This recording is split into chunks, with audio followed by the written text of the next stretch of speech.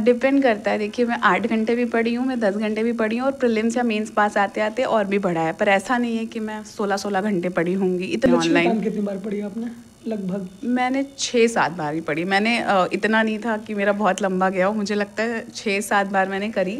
और नहीं लगता कि कोचिंग के बिना नहीं हो सकता। अगर बहुत सारे ऐसे एग्जाम्पल्स अवेलेबल हैं जो बिना कोचिंग के हुए हैं सेलेक्ट, तो स्टोरी हो रही है। तो शुरुआत में पढ़ते टाइम पे हमें हाइलाइटर या कुछ नोट्स लेके नहीं बैठना है। पहले तो एक रफली जानते हैं कि क्या क्या हुआ है, फिर सभी का बहुत बहुत आपका स्वागत है, अभिनंदन है। यूपीएससी और यूपीपीएससी की जर्नी में आज हमारे साथ एक और एसडीएम जुड़ चुकी हैं। इस बार यूपीपीसीएस में रैंक 16 सुनिष्ठा सिंह मैम हमारे साथ आज जुड़ी हैं। मैम सबसे पहले तो आपको बहुत ढेर सारी बधाइयाँ। Thank you sir, thank you so much. Ma'am का मैंने इंटरव्यू यूपीपीएससी के बाहर भी लिया था और मैम की किस्मत है कि इंटरव्यू लेने के बाद सिलेक्शन भी हो गया। मैम की मेहनत ही थी, लेकिन लक भी बहुत बड़ी बात होती है और जो मेहनत करता लक उसके साथ ज़रूर रहता है। मैम सबसे पहले तो सफलता का ये श्रेय आप किसको देना चाहेंगी? सर मेरी फैमिली, मेरे टीचर्स, फ्रेंड्स, मेंटोर्स जिन्होंने भी सपोर्ट करा, उन सबको ये क्रेडिट जाता है। अच्छा, ये बताइए मैम कि आपका मीडियम क्या था और आपका कौन सा अटेम्प्ट था यूपीपीसीएस? मेरा मीडियम इंग्लिश था और मेरा 4th अटेम्प्ट था यूपीपीसीएस में। यूपीपीसीएस का 4th अटेम्प्ट था। यूपीएससी के लिए आपने कोचिंग की या यूपीपीएससी के लिए? कोचिंग ली थी मैंने सर। कहाँ पे दी थी? सर मैंने ऑनलाइन विजन आईएएस की हेल्प ली थी। फिर इनिशियल ईयर्स में मैंने लखनऊ में वैद ज्वाइन किया हुआ था थोड़े टाइम के लिए। अच्छा, ये लोग कहते हैं कि यूपीपीसीएस और यूपीएससी के लिए कोचिंग बहुत ज़रूरी है, बिना कोचिंग के वो नहीं हो सकता, तो कुछ ऐसा मिथ को आप? हाँ जी सर, मुझे नहीं लगता कि कोचिंग के बिना नहीं हो सकता। अगर बहुत सारे ऐसे एग्जाम्पल्स अवेलेबल हैं जो बिना कोचिंग के हुए हैं सेलेक्ट, तो कोचिंग आपको एक गाइडेंस देती है। वही गाइडेंस अगर आप खुद से ऑनलाइन सर्च करके पा जा रहे हैं या आपके आसपास कोई ऐसा है जो ऑलरेडी सिलेक्टेड है जो आपको गाइड कर सके, तो कोचिंग करना कोई बहुत बड़ा वो ब्रह्मास्त्र टाइप का नहीं है कि कोचिंग किया और सिलेक्शन हो गया, ऐसा नहीं होता है। अच्छा, मतलब इसके पहले जब अभी आपने ये इंटरव्यू का कौन था आपका अटेम्प्ट था इंटरव्यू का? सेकेंड इंटरव्यू था पीसीएस। पहले आपने इंटरव्यू भी दिया था? हाँ जी, एक उसमें कोई सिलेक्शन नहीं, उसमें सिलेक्शन नहीं हुआ था, बट इंटरव्यू अच्छा हुआ था।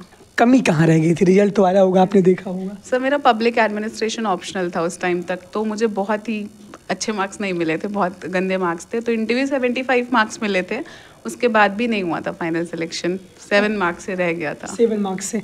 अच्छा, इस बार पेपर 5 और 6 यूपीपीसीएस में यूपी स्पेशल ऐड हुआ था, तो उसकी तैयारी आपने कहाँ से की थी? सर मैंने चूँकि बहुत कम टाइम था और मार्केट में जितने भी सोर्सेज थे उसमें से कॉन्क्रीटली अच्छे अच्छे देखने थे, तो मैंने जीएस वर्ल्ड का मटेरियल आया हुआ था, टेस्ट वर्ल्ड का था। फिर मैंने ओनली आईएएस की कुछ बुकलेट्स आई हुई थी, पूरा उन्होंने दिया था, तो उसमें से हेल्प ली थी।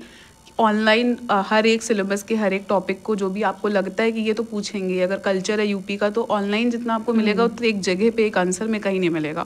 तो मैंने ये सारा वर्क किया हुआ था, थोड़ा सा अच्छा खासा अपना थोड़ा सा कोशिश की कि नोट्स बना लूँ काफ़ी चीज़ों की। अब टूरिज़्म इन यूपी अगर है और मुझे पता है बहुत पोटेंशियल क्वेश्चन अगर आता है, तो मेरे पास एक माइंड मैप तैयार था कि मैं ऐसे अप्रोच करूँगी और इसे ऐसे लिखूँगी, तो ये वर्क खुद से कर लिया था। लखनऊ में रह के तैयारी करना और लखनऊ में ही अब ट्रेनिंग, ये सहयोगी कह सकते हैं। लखनऊ तो आपका पसंदीदा शहर ही है। जी जी बिल्कुल यहीं पे।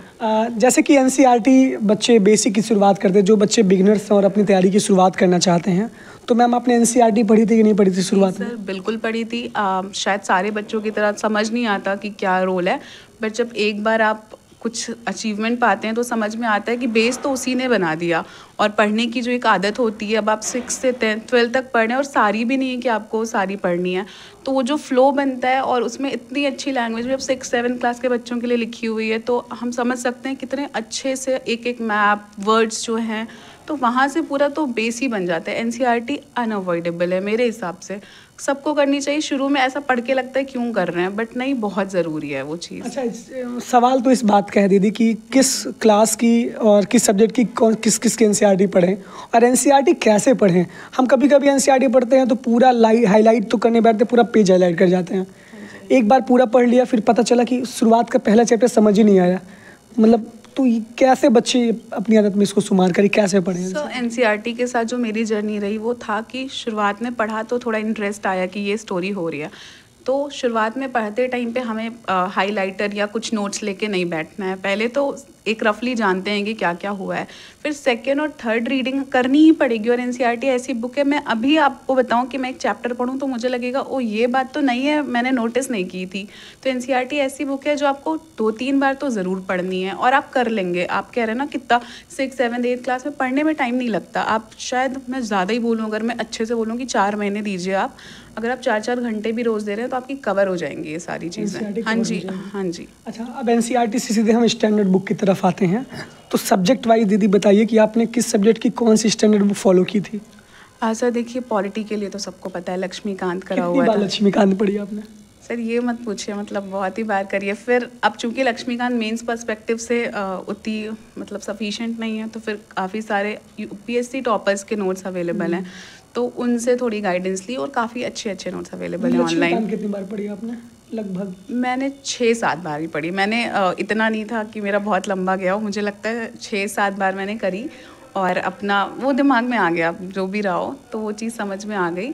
उसके बाद पीसीएस के लिए तो प्रीलिम्स में तो लक्ष्मीकांत उतना नहीं, क्योंकि आप किसी भी जगह से आर्टिकल और जो भी ज़रूरी चीज़ें हैं, कुछ कमेटी कमीशन हैं उनका ईयर, उनका आर्टिकल, ये चीज़ें कर ली तो इतना ज़्यादा डीप नहीं बनता। बट मेंस के लिए फिर वो बेस बनाने की ज़रूरत है, तो उस वजह से लक्ष्मीकांत ज़रूरी हो जाती है। हिस्ट्री, पॉलिटी, मतलब हिस्ट्री, ज्योग्राफी, मॉडर्न के लिए स्पेक्ट्रम, और ज्योग्राफी के लिए तो एनसीईआरटी सफिशिएंट थी। मैंने मृणाल सर के वीडियोस देख लिए थे, यूट्यूब पे फ्री में अवेलेबल हैं, काफ़ी अच्छे हैं रिसोर्स तो वो फॉलो किया। और एंशिएंट और मिडिवल में एनसीईआरटी पढ़ी हुई थी, बाकी अपने जो नोट्स बनाए हुए थे ऑनलाइन रिसोर्सेज से वो थे। एंड एनवायरनमेंट पीसीएस में कुछ ऐसा खास आता नहीं है, तो मेरे पास वैसे शंकर आईएएस की मैंने समरी बना रखी थी ऑनलाइन वीडियोज़ ही देख के, तो इस तरीके से। और इकोनॉमिक्स के लिए मेरा तो सर मैं बीकॉम से हूँ, तो मेरा बहुत ज़्यादा वो एक हाँ जी, तो उसकी एनसीईआरटी भी काफ़ी अच्छी है। प्लस मेरा जो फाउंडेशन कोर्स से मेरे रिसोर्सेज थे उनकी हेल्प ली। तो साइंस टेक का बहुत बड़ा रोल होता है दीदी, कहाँ से?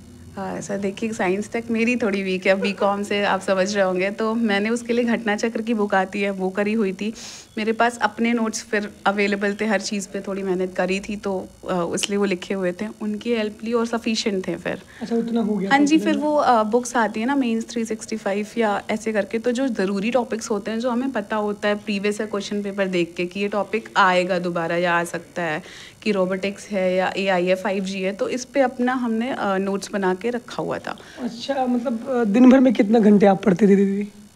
डिपेंड करता है। देखिए, मैं 8 घंटे भी पढ़ी हूँ, मैं 10 घंटे भी पढ़ी हूँ, और प्रीलिम्स या मेंस पास आते आते और भी पढ़ा है, पर ऐसा नहीं है कि मैं 16-16 घंटे पढ़ी होंगी, इतना नहीं गया है। मेरा रहा है कि एवरेज रहता है कि अगर ठीक ठाक दिन जा रहा है तो 8 घंटे पढ़ा, कभी 10 घंटे पढ़ा, फिर प्रीलिम्स या मेंस पास है तो बढ़ गया। अच्छा, तो एवरेज ही रहा सोशल है। मीडिया यूज करते थे कि नहीं करते थे? जी जी बिल्कुल, अपना टाइम टेबल होता था, तो पढ़ने का टाइम है तो जो 1 घंटा बीच में ब्रेक है, अगर 3 घंटे का स्लॉट है फिर ब्रेक है, तो ब्रेक मेरा है, मैं उसमें सोशल मीडिया यूज़ करूँगी, किसी से बात करूँगी, कुछ करूँगी, बट वो एक मेरा फ्री टाइम है। तो हर स्लॉट के बाद था, वो ज़रूरी भी है रिफ्रेश रखने के लिए खुद को, तो यूज़ होता था। अच्छा, अब सबसे बड़ा सवाल, पीसीएस का प्रीलिम्स आ रहा है, जुलाई में संभावित परीक्षा प्रीलिम्स की है, टल गया था प्रीलिम्स।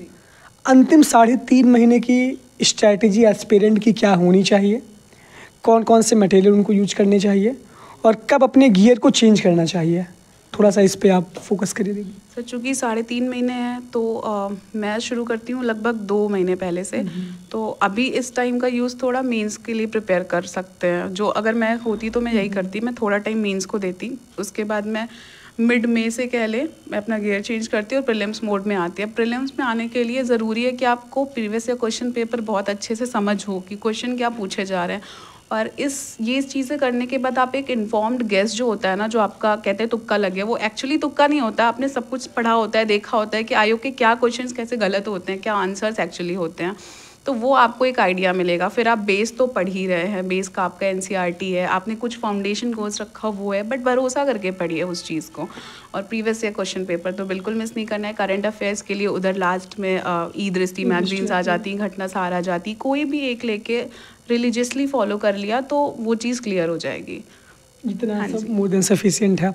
देखिए, बहुत लंबा सेशन खींचेंगे तो आप लोग देखेंगे मेरी वीडियो आपको अच्छा भी लगा होगा, किस तरीके से अपनी जर्नी को एक एस्पिरेंट तय करने के बाद सफलता की सीढ़ी पे चढ़ते हैं और अपने माँ बाप की चेहरे पर खुशी भी लाते हैं। और दीदी तो बेटी समाज से आती हैं, और बेटी पढ़ाओ बेटी बचाओ और नारी सशक्तिकरण की तरफ बहुत एक तरीके से ऐसे अधिकारियों की आवश्यकता भी है आगे भविष्य में।